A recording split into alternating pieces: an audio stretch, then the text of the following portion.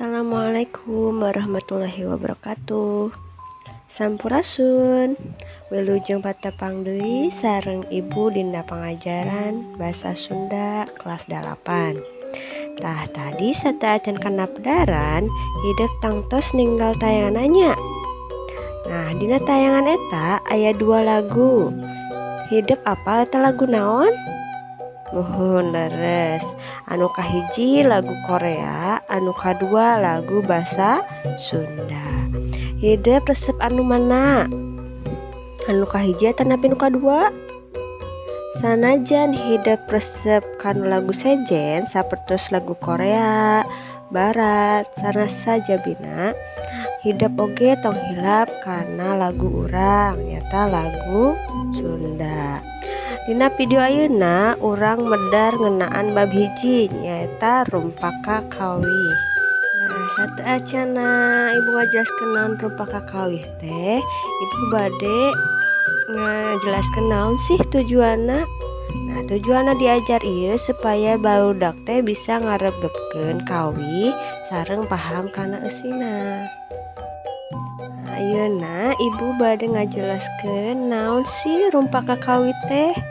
Rumpaka kawih teh diwangun ku 2 wangun, nyaeta rumpaka sareng kawih.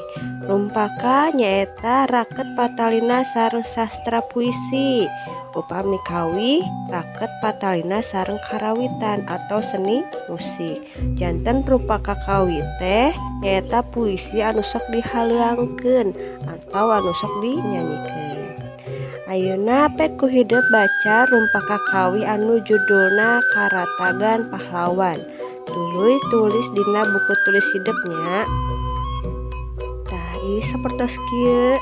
Nah, upami atos nulisna ayeuna sangkan hidup leuwih maham eusi kawih Karatagan Pahlawan, pek jawab pananya ieu dihandap. Nu kahiji, naon tema kawih anu nembe teh? Nu kadua, saha nu nyanggi eta kawih? Nu katilu, perkara naon wae nu dicaritakeun dina eta kawih? Nu kaopat, saha wae pahlawan Sunda teh? Asalna ti daerah mana? Sareng nu kalima, pahlawan mah teu ngingetkeun ka dirina, asal kumaha? Jawab pananya bieu dina buku tulisnya barudak. Sakitu wae materi anu aya dina video ayeuna. Wilujeng patepang deui dina video pertemuan salajengna. Hatur nuhun kana perhatosanana. Wassalamualaikum warahmatullahi wabarakatuh.